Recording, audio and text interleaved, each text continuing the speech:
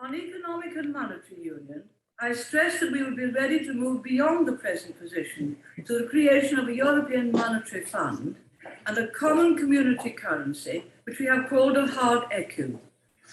But we would not be prepared to agree to set a date for starting the next stage of economic and monetary union before there is any agreement on what that stage should comprise.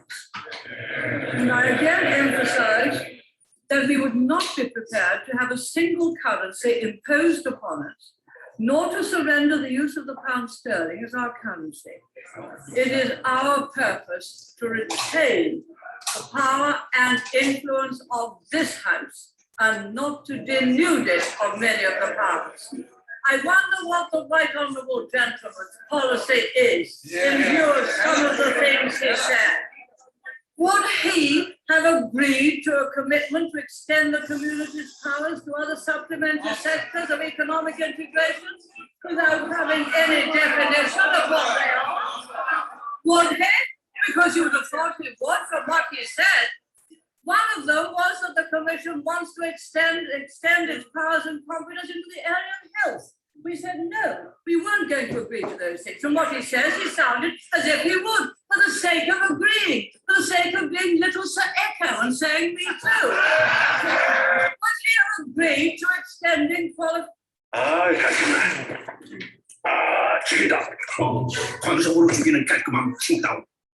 Majority voting within the Council, to delegating implementing powers to the Commission, to a common security policy, all without any attempt to define or limit them? The answer is yes. He hasn't got a clue about the definition of some of the things he is saying, let alone securing the definition of others. Yes, the Commission does want to increase its powers. Yes, it is a non-elected body, and I do not want the Commission to increase its powers against its House. So, of course, we are differing. Of course, the chairman or the president of the Commission, Mr. Delors, said at a press conference the other day that he wanted the European Parliament to be the democratic body of the community. He wanted the Commission to be the executive, and he wanted the Council of Ministers to be the Senate. No, no, no.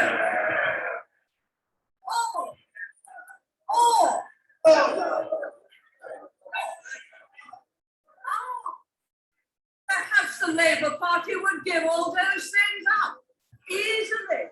Perhaps they would agree to a single currency, to total abolition of the pound sterling. Perhaps being totally incompetent with monetary matters to the IMF, to a central bank. The fact is, they have no competence on money, no competence on the economy. So yes, the Right Honourable Gentleman would be glad to hand it all over. But what is the point in trying to get elected to Parliament only to hand over your sterling and to hand over the powers of this House to Europe? Forward to it. Frank, not agree that the mark of a single currency is that all other currencies must be extinguished, and not merely extinguished, but that the capacity of other institutions to issue currency has to be extinguished.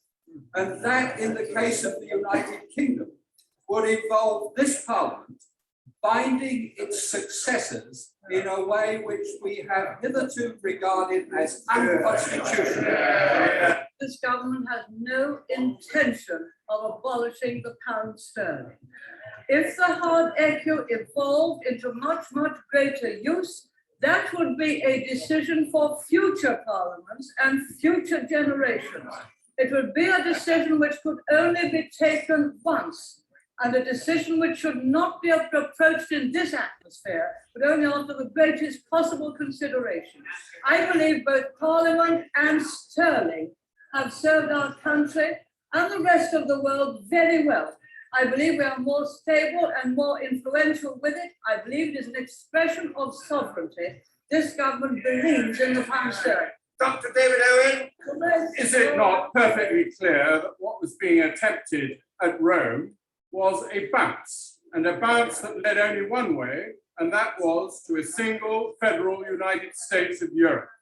And is it not vital that in this House, across party lines, it is possible for a Prime Minister to go and make it clear, if necessary, that Britain is prepared to stand alone. We don't relish it, but that if necessary, if we are faced by the imposition by treaty of an obligation to a single currency and a situation which would prevent the enlargement to Poland, Hungary, and Czechoslovakia, Britain would be entitled and right to use the veto. I totally agree with the right honourable gentleman. That is precisely the stance we took. It is a stance we have taken on many previous occasions. The European monetary system to which we belong, is a system designed for 12 sovereign states in cooperation with one another to come to an exchange rate mechanism. What they're proposing now, an economic and monetary union, is really the backdoor to a federal Europe, and we totally and utterly reject that. We would have greater economic and monetary cooperation, which can be achieved by keeping our sovereignty. There's no majority in this House for EMU, but is the Prime Minister aware that I attended a conference in Italy last year and an Italian minister spoke to me about EMU? And I said, what if Mrs. Thatcher opposes it? And ungallantly, he laughed out loud. And he said, oh, we've met Mrs. Thatcher many times. She squawks and makes a noise at the beginning, but always comes round and gives way in the end. Definitely so. Now, what assurances and guarantees can she give this House today that she will not give way on this issue, as she did give way on the Madrid condition about British inflation before she joined the ERM? That's what they said, Mr. Speaker, when I was negotiating for a better budget deal for Britain. Twice, they and the people in the Commission and our people in the Commission, and we had the presidency of the Commission, advised me to give way. They found out different. Mr. Speaker, next Wednesday, the doors of this chamber will be closed to black rod as a symbol of the independence of this House. What will be the effect of the independence of this House and the nation which elects it if the power to veto proposals affecting social affairs, environment, and taxation were to be removed? Mr. Speaker, I hope that when the next election comes, people who want to come to this House will come to uphold its powers and its responsibilities and not to denude this House of them. We have surrendered some of them to the community. In my view, we have surrendered enough. Is the Prime Minister aware that what we're really discussing is not the matter of economic management, but the whole future of the relations between this country and Europe? Are the British people, when they vote in a general election, to be able to change the policies of the government that has previously been there? And it is already a fact, as the House knows full well, that whatever government is in power, our agricultural policy is now controlled from Brussels. Our trade policy is controlled from Brussels. Our industrial policy is controlled from Brussels. And if we go into the EMU, our financial policy will be controlled. It is a democratic and not a nationalistic argument. But may I also say this to the Prime Minister, having been a member of the government that took us in to the EC without consulting the British people, having been a Prime Minister of a government that agreed to the Single European Act without consulting the British people, having now agreed to the ERM without consulting the British people, well, we do not really find it hard to believe that she is really intent on preserving democracy rather than gaining some political advantage from waiving some national argument in the eve of a general election. That is why we do not trust her own judgment on the matter. Mr. Speaker, I think I would put it just a little bit differently from the right honourable gentleman, although I recognise some of the force of some of the points he's making.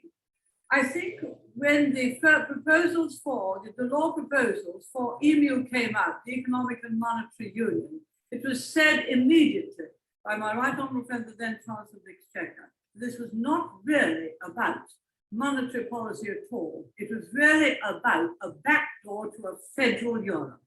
of federal Europe, taking many, many democratic powers away from democratic elected powers to non-elected ones. I believe fervently that that is true, which is why I will have nothing to do with their definition of economic and monetary union. Hi, everyone. Okay, so let's make sure that we remember to do the attendance. So let me log back into Cyber Campus and let me share the screen again and share screen and Cyber Campus and go to Policymaking in the European Union and attendance. And here we are in week 3 and add smart attendance, and your number is 891. 891 is your magic number, 891. And so let me go to the chat and type in 891 and to everyone. And there we go. Okay, so some of you saw that I posted on the Google Drive, my Google Drive, a sign-up sheet for the conference for your debate. And so you can see, I think you can see, I'm sharing the screen of what my Google Drive looks like. And let's see if I can find it here. US history, yes, US, and I'm looking for the European Union. Yeah, there it is, I think. Okay, so you click here and you can sign up. You can go in there on Google as a document. We can share this document and you can type your name in where you would like to do your debate. The debate is one part of the final course grade, and so you can choose. We only have a few people in the class, so we have a small class, so you have a lot of leeway when you want to choose to do the debate. And anybody who does not have a student opponent, I will be the opponent, so don't worry about that. And then we will vote on who wins the debate, but don't worry about being up against me. Some of these topics are very difficult to argue. So, for example, I often lose when we do these debates in other classes. Typically, I don't win all the time when the students vote on who won the debate because sometimes it's kind of difficult to argue pro or con on some of these topics. So please, oh yeah, so we see Maria's already signed up for debate here under week 6. And so the rest of you should do that as well. And if nobody signs up for a debate during a particular week, then we'll do the debate in class like we did on Friday. We'll just have a class debate. We'll divide up into pro and con and do the debate that way, tag team format. Okay, and then we'll vote on the Cyber Campus as to who won the debate. So that's part of the plan. And also, I think next week is CUK. So not next week, the week following is CUK. Yeah, the week following is CUK. So that means we want to get organized for the other aspects of what we have to do this semester. And I want to call up the midterm paper that I'm going to ask you to submit. So let me make sure that you see that. And so here you see the midterm paper assignment, that I will post on the Cyber Campus. And this isn't due for a couple weeks. It's due Saturday, October 9, the first draft. And I ask you to write a 500-word paper on what are to critique addressing this question. And this is taken from the textbook, chapter 10, page 178. And I'd like you to address this question, what are the major obstacles to developing a primary European identity, and can Europe be more like the United States, where an overarching American identity trumps regional identities? And that's from page 178 of the textbook. And so please submit your paper draft as an MS Word attachment, because I'm going to download the papers and write comments on them in the track function. What is the track function? I'll show you. Type here, turn on the track function. So if I cross out this and place the class name, so now you can see it's doing the track function. I crossed out this, I got rid of this, and we would replace it with this. So that's what I'm going to do with your paper drafts. When you send them to me, I'm going to use the track function here. See, track function, and send them back to you so that you can rewrite them. But so that's why I need to have it as an MS Word document. If you don't send to me as an MS Word document, I'll have to make it into an MS Word document, obviously, to do that. And then I will send that back to you. And then on the week of, let me see, let me open up the calendar here. And I think you can still see this. So you submit the paper September 9, and then we have another week of classes. And then this week is when we are going to meet. This is the midterm week. And I'm going to meet individually with you on Zoom, each of you, to talk about, for half an hour, talk about your paper and my comments on it, and go through it on the computer screen like this. And then you will submit, you will rewrite your papers and submit the final draft on Saturday, October 30th. And that's all described here. And again, just like with your paragraphs, no more than 10% of the midterm paper should consist of quoted text. One of the important aspects of the paper is that I ask you to use and cite information from at least three different chapters, from chapters 1 through 10 of the textbook, because by the end of week 7, we're going to get through chapter 10 of the textbook. So I want you to use and cite information from at least 3 different chapters, from chapters 1 through 10 of the course textbook. And so you can use and cite information from other sources as well. That's great. But make sure you use and cite information from at least 3 different chapters, from chapters 1 through 10 of the textbook. You can cite more information from more chapters. That's fine too. But make sure you use and cite information from at least 3 different chapters. And so make an argument as to whether or not you think that there can be created a European primary identity that is more important than German, French, Italian, Bulgarian, Greek identities sometime in the future. Will that happen? And so that's obviously British nationalism and British identity was much stronger, evidently sufficient enough to push Britain out of the European Union. But we tend to see on continental Europe, in places like Italy and Germany and France, nationalism as a collective political value it tends to be less intense in those countries. And there's a lot of reasons for that, including their terrible experience with nationalism, right? When we say nationalism in the European context, we think about fascism, we think about Hitler, we think about Mussolini, and we think about disaster. And so, but of course the British, they believing that they have not ever lost a war in recent memory, since World War, at least in the 20th century, they didn't lose World War I. They're on the winning side of World War I and the winning side of World War II. Their British nationalism is not delegitimized by being associated with disasters, the way German nationalism was associated with Nazism, and Italian nationalism was associated with fascism, and even French nationalism. French nationalism didn't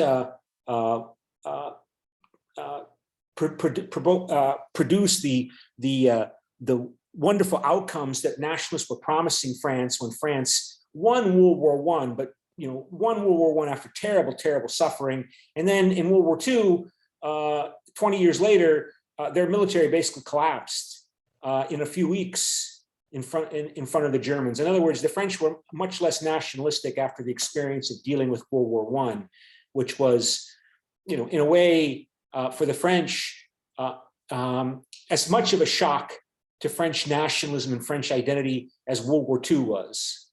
They won World War I, but at such a horrible cost that their army, their military fought very badly in World War II because of that experience with World War I. But the Germans, the Germans still had this belief that, that if they get it right this time, they can win domination of Europe. I mean, they for many Germans, they came very close to winning World War I.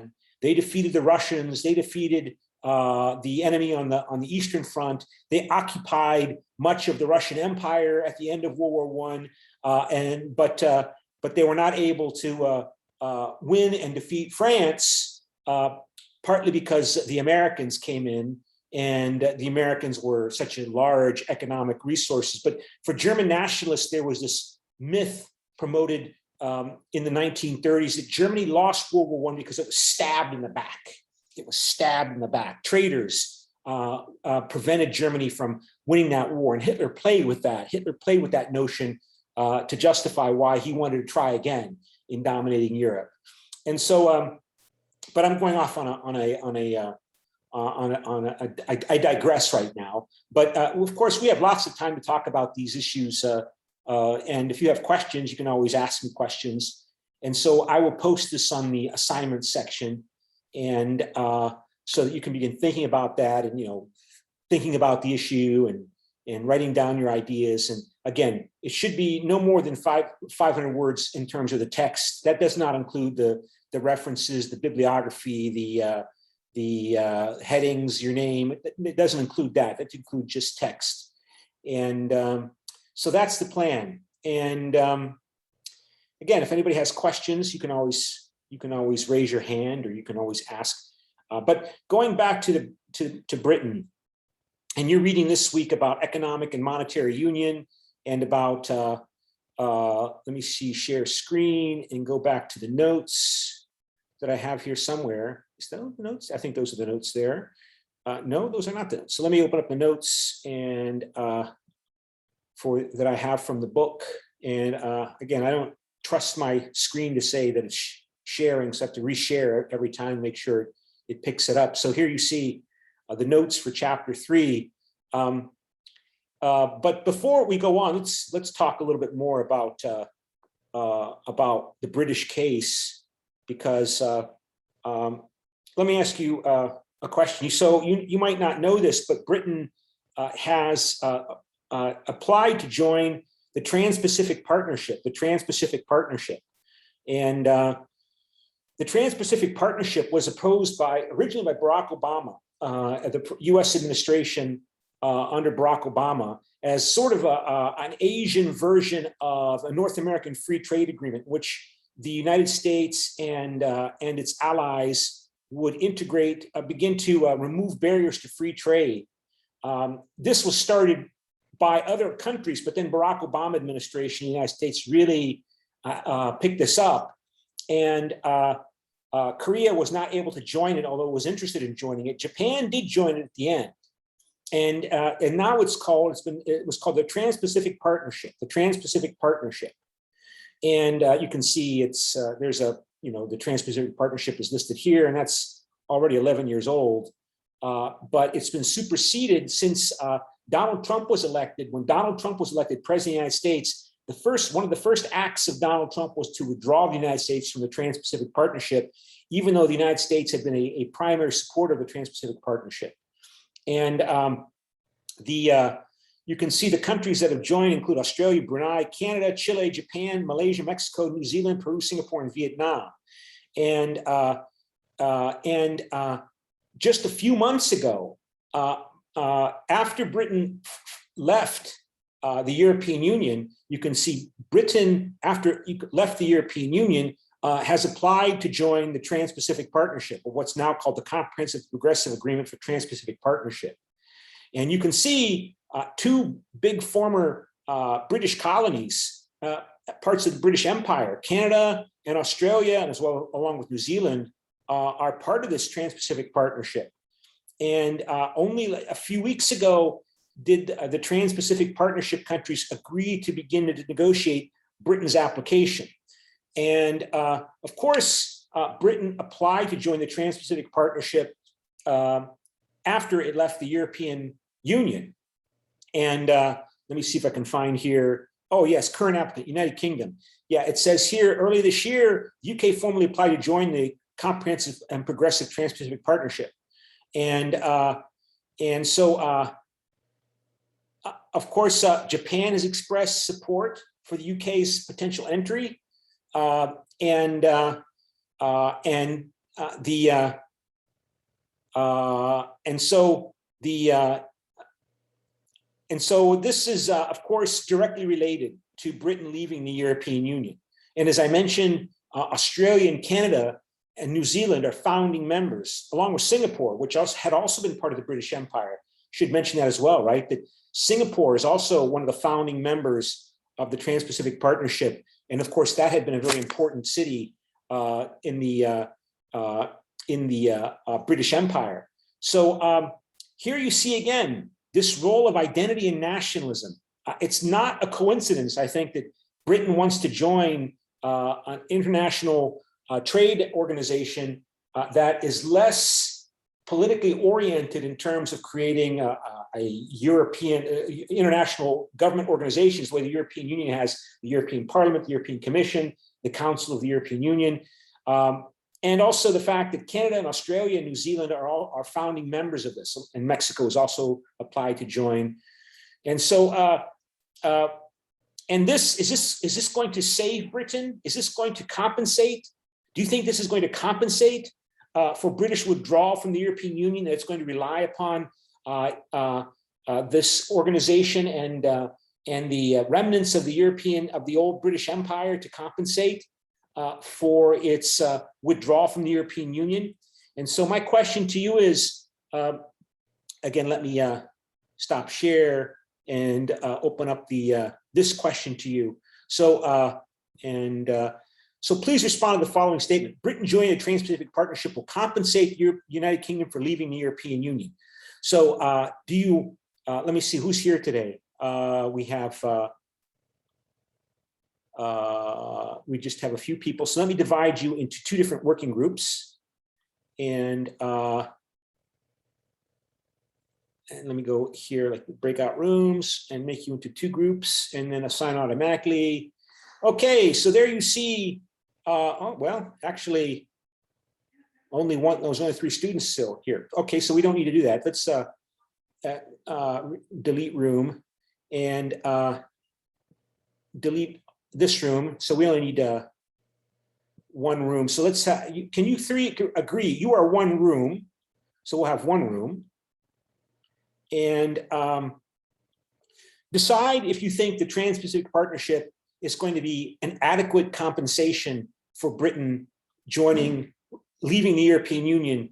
Britain joining the comprehensive and progressive Trans-Pacific Partnership is going to compensate Britain sufficiently for Britain leaving the European Union. So please join room 1. All right, I ask you to join the room, so please do that.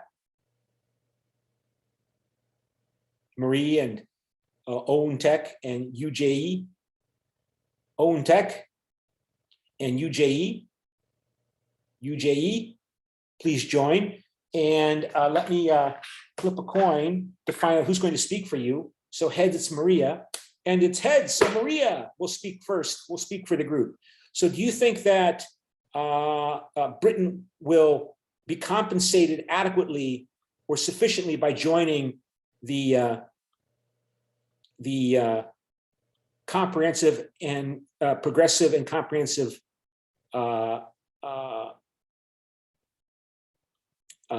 Trans-Pacific Partnership? And here you see 11 TPP members to start talks concerning Britain's entry. So, and this is from June, so this summertime. And so they've agreed to begin negotiations for Britain's entry into the regional trade agreement, a Japanese minister said. It's interesting, of course, this is supposed to be an Asia-focused organization, right? And then the British joined, the British applied to join, even though it was the Trans-Pacific Partnership. Pacific means, you know, Asia, means Pacific. Britain doesn't have a border with the Pacific Ocean the way the United States did, and Canada does, and Australia does, of course. And so here you can see there's Zoom meetings of these different countries. Britain filed a request in February to join what is formally called the Comprehensive and Progressive Agreement for Trans-Pacific Partnership, or CPTPP, in a push to expand the country's trade links with the Asia-Pacific region after leaving the European Union last year. And you can see the Japanese ministers are supportive. So do you think that this will compensate? And let me go back to workout, the screen share. Yeah.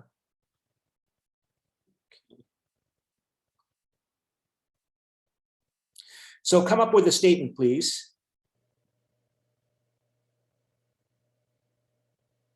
As I look for.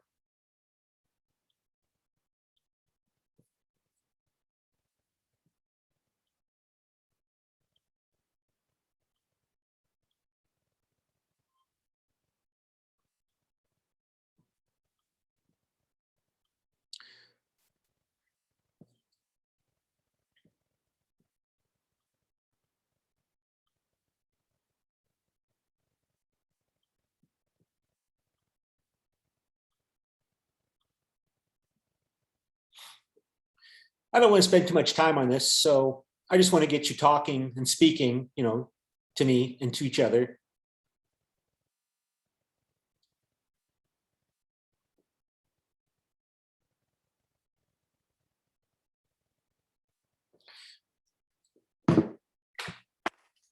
I will write a statement as well.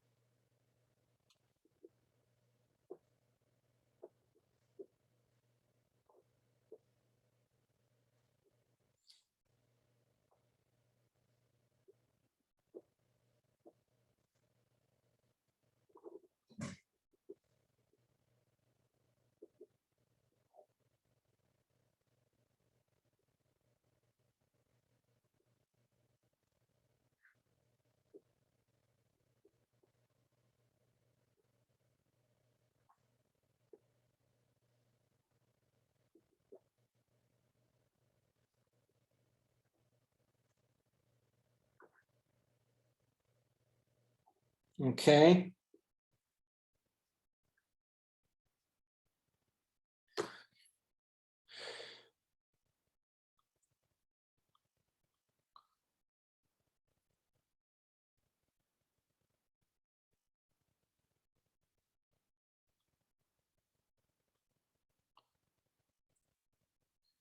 And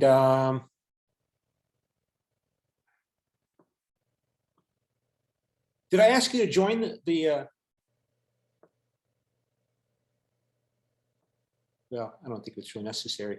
Okay, so Marie, what do you think?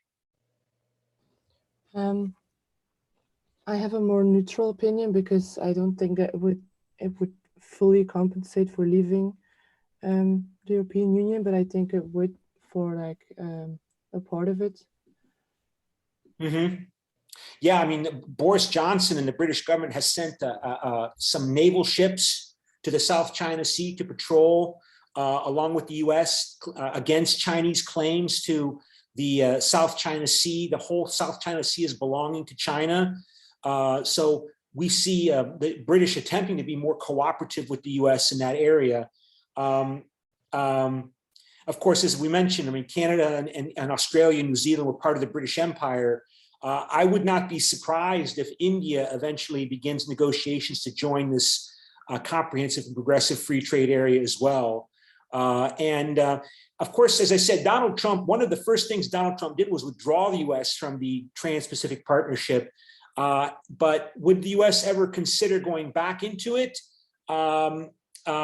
It's hard. I'd have to think about different scenarios whereby that could happen. If there's a conflict escalates with China, it would make it politically easier for the US to integrate with Asian allies if it's seen as a part of containment of China. the way, for example, as you've been reading about how the US helped and assisted and cooperated with the European countries, West European countries after World War II, because the Americans believed that the Soviet Union was a dangerous expansionist imperialist threat. And so that was one of the motivations, most important motivations for the US willing to support European integration.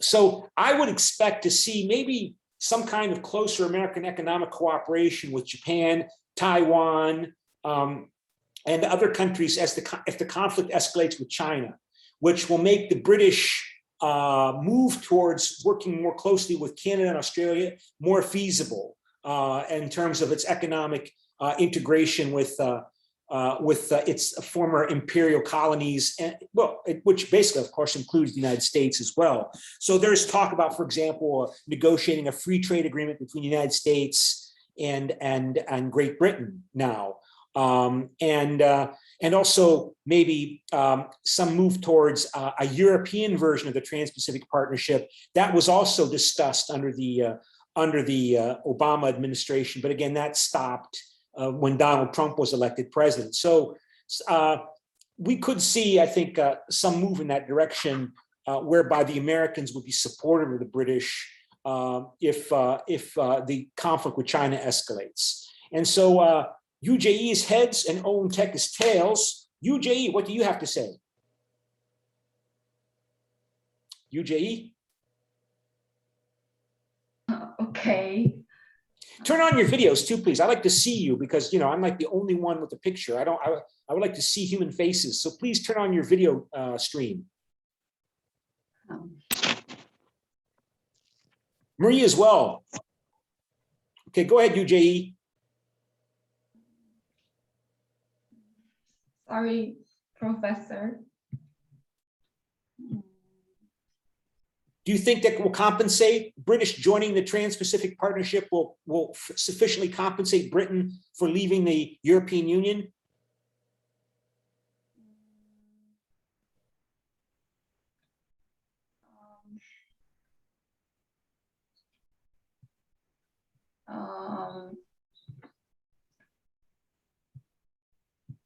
I think yes, because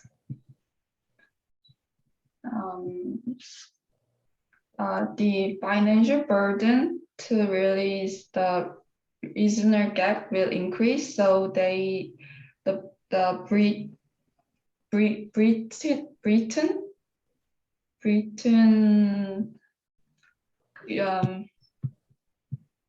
Britain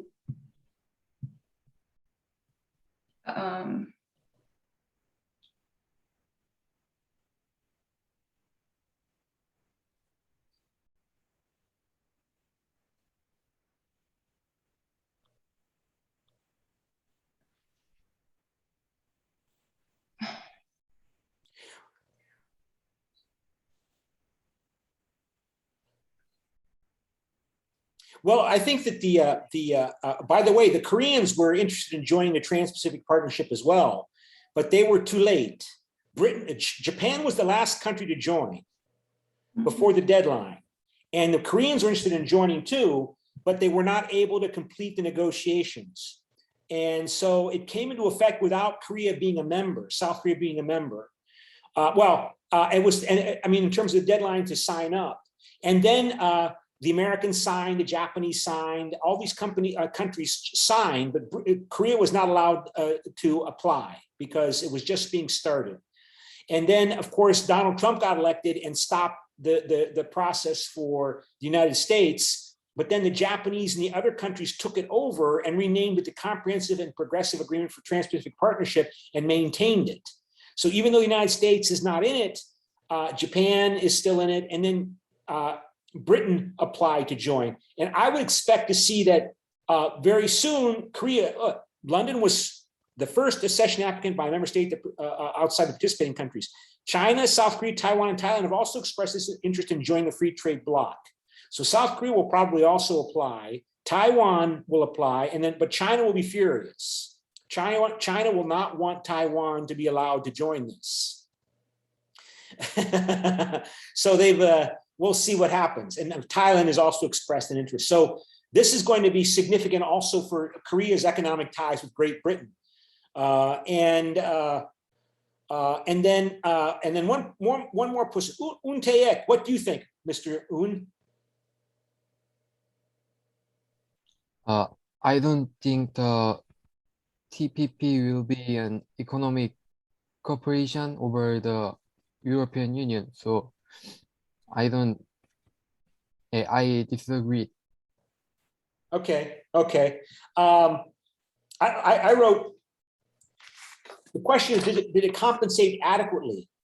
Will it compensate adequately for the United Kingdom? I think it will compensate because the United Kingdom will emphasize its alliance with the United States in the Pacific Ocean area, and utilize its Canadian and Australian relations along with US relations to emphasize a free trade agreement with its old imperial colonies. I think India may well seek to join as another former colony of the United Kingdom. In terms of the identity issues, I mean, the British, as we talked about earlier, they don't feel ashamed about nationalism. They don't associate British nationalism with disaster the way German nationalism is associated with Nazism or Italian nationalism is associated with fascism. British nationalism is good. British nationalism won both world wars. And so that has always been part of the rationalization or worldview about the pro-Brexit supporters, was that Britain doesn't need so much the European Union. Britain can rely upon its legacy of its British Empire. And that includes the United States. Even though the United States broke away 2.5 centuries ago, still, it's an English core speaking country founded by English settlers. And then, so Britain does not need as much the European Union as, say, the Germans do, or the French do, or other countries that are have a legacy of humiliation that they experienced as a result of their national pride producing the most ugly forms of nationalism, fascism, and Nazism. And keep in mind, of course, the Franco Spain was a quasi-fascist regime that was in power until Franco died in 1975. The same is true in Portugal. And the French, they have more mixed feelings in terms of their relationship to their national history. But of course, they don't have the luxury of believing that their 20th century history has been a glorious one. I mean, they lost Algeria in a war that killed 1 million people. They lost Southeast Asia, including Vietnam and Laos and Cambodia, and the Americans then stepped in and they lost also in Southeast Asia. But the British, they have this belief that, basically they never really lost. They're not losers. And the European Union is a losers club. I'm of course stereotyping, but that's the Brexit mindset, right? That Britain doesn't need to compensate, that Britain joined the European Economic Community at a time of weakness under the Labour Party, before Margaret Thatcher became prime minister. You see it in that video speech I showed you. She makes a reference to how the economic and monetary union and Britain joining it is equivalent to when Britain, in its weakest economic period after World War II, applied to the International Monetary Fund for a loan because Britain had a balance of payments crisis due to its economic decline that lasted for many years after World War II. And so joining the European Economic Community is associated with the humiliation of Britain under increasing weakness under the Labour Party. And Margaret Thatcher gets credit for making Britain great again by breaking down socialism, breaking down the Labour Party's commitment to socialism in an industry, privatizing British corporations like British Rail, British Air, British steel companies, British coal companies, privatizing them all, and then having the most rapid economic growth among the European countries in the later 1980s into the 1990s. And it was, you could see in that speech that she gave, I was showing you before the beginning of class, she gave that speech right before she was ousted as Prime Minister of Britain. It was in 1990 or 1991. She was kicked out as leader of the Conservative Party in Britain because for a number of reasons, but also including the fact that other people in the European and in the British Conservative Party viewed her as too anti-European Union. Business people in particular in the Conservative Party in Britain viewed her as too anti-European Union. And so they didn't want to tolerate her anymore. Of course, they got rid of her, but then eventually, of course, still those sentiments and attitudes and values, particularly representing the Conservative Party, still manifested themselves until David Cameron became leader of the Conservative Party, and he could not politically resist the demands for another referendum on whether or not Britain should stay in the European Union. And we know what happened, right? The vote to leave the European Union passed by 52% to 48% in the referendum vote in 2016, in June 2016. And then finally, Britain left in January 31st, 2020. And then, as I said, a year later, Boris Johnson and the British Conservative Party applied to join the Comprehensive and Progressive Trans-Pacific Partnership, where Canada and New Zealand, Australia and Singapore are founding members. So again, you see this role of identity and nationalism in shaping economic policy and trade policy. And okay, so let's do a vote on this because I want to give you participation credit. And so we go, yeah. Did they already join the team? No, they applied to join, and they applied to join in February. And then as that new announcement that I showed you highlighted, they began formally the negotiations to join in June, a couple months ago. It says here, they began negotiations on June 11th.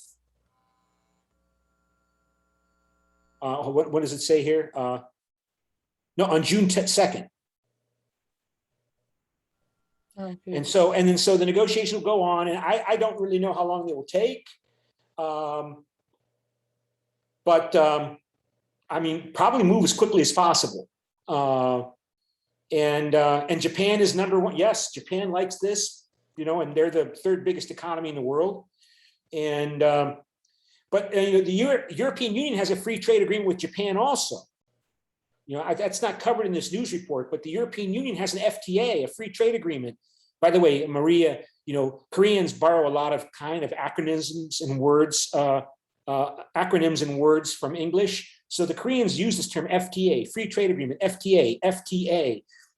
And they have an FTA with the United States from I think 2015, and the Koreans have an FTA with the European Union. That's why when that FTA came into effect with the European Union, you started to see in the 7-Eleven there next to the university and at Green Farm Mart, all this cheap European beer and wine appear all of a sudden in the stores. I remember when that first happened, all this European beers and wines because of the free trade agreement with the European Union.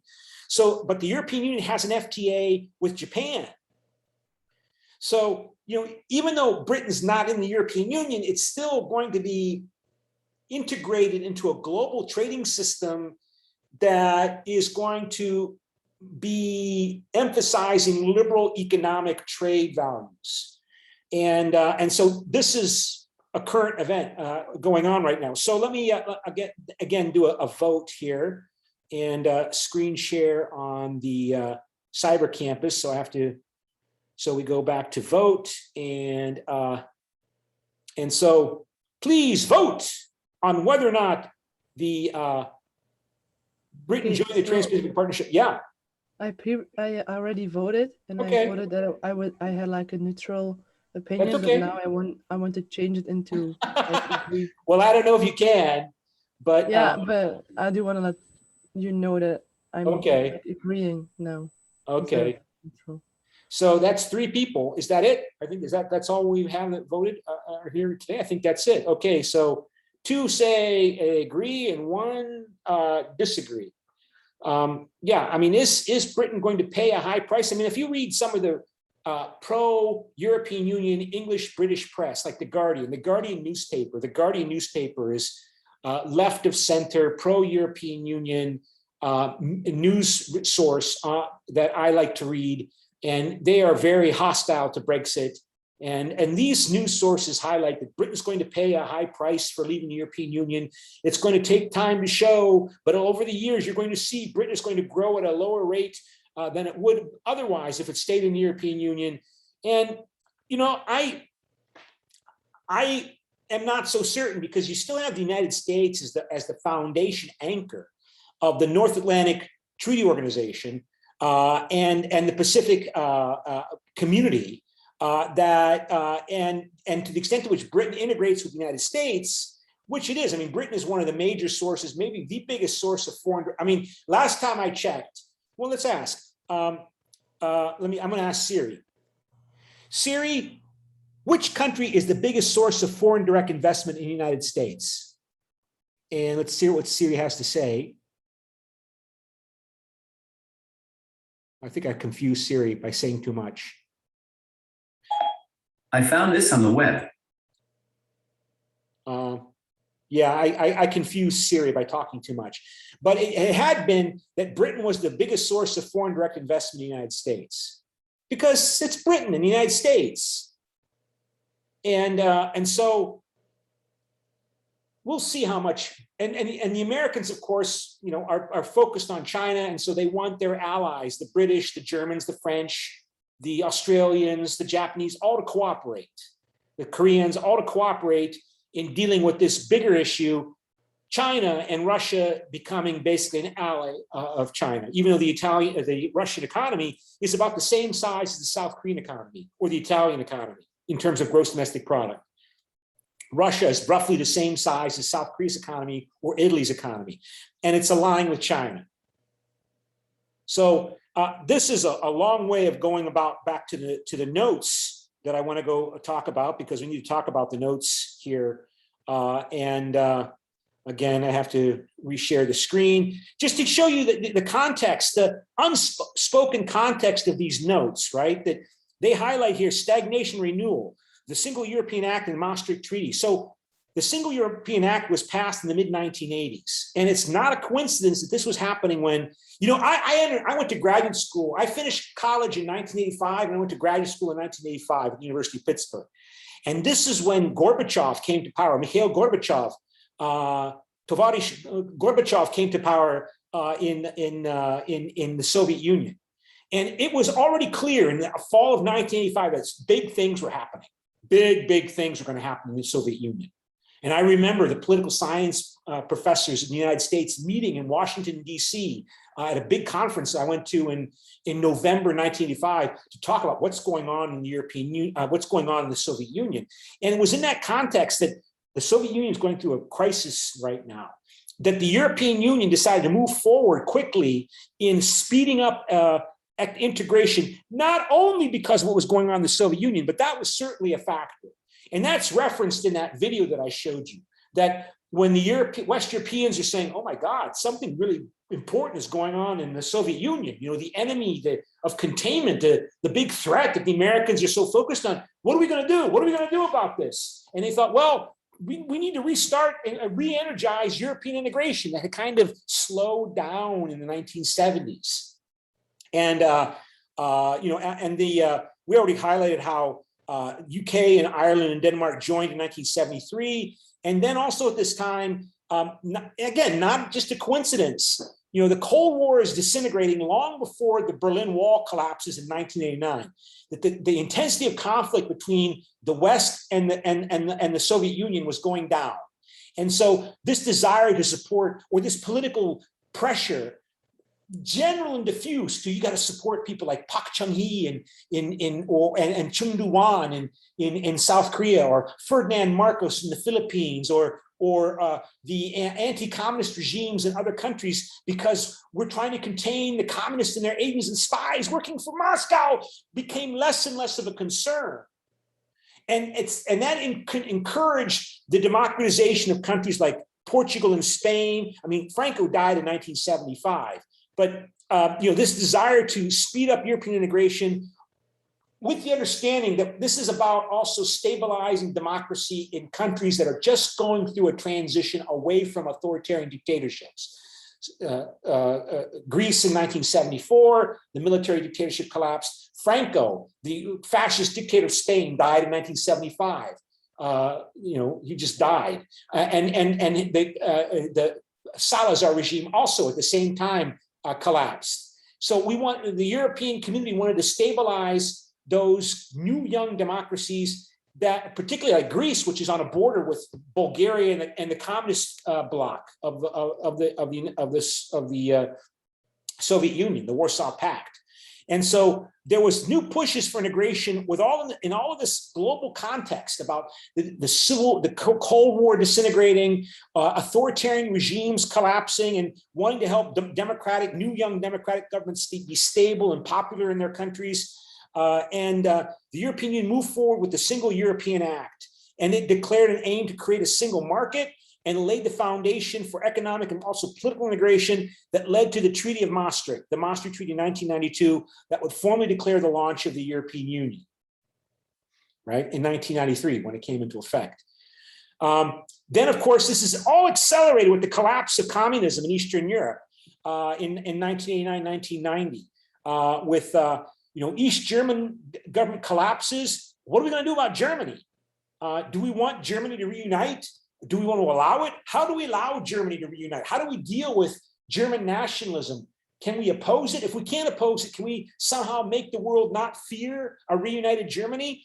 And people were worried about this at the time, including the French president, François Mitterrand, and Margaret Thatcher in Britain. She was the prime minister of Britain at the time. And they thought, okay, well, if we're going to allow Germany to reunify, we have to really lock Germany into the European system. And that means we need to promote more European integration for a number of reasons, including overcoming fears about, oh my God, it's the German problem again. And but there's a context to this that began before the 1980s, and of course, then the Soviet Union would disintegrate in the end of 1991. So, by the way, there should be some. We're talking about 20 years since the attacks on September 11, 2001 in the United States. This weekend, at least in the American media, at the end of this year, there'll be lots of talk about the 30th anniversary of the collapse of the Soviet Union at the end of 1991. So the integration, in 1957, the Treaty of Rome is signed, which launches the European Economic Community.